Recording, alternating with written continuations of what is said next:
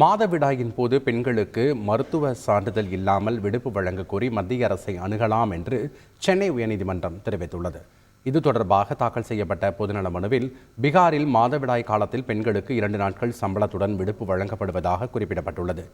கேரளாவில் பள்ளி கல்லூரிகளில் சில தனியார் நிறுவனங்களில் விடுப்பு வழங்கப்படுவதாகவும் கூறப்பட்டுள்ளது.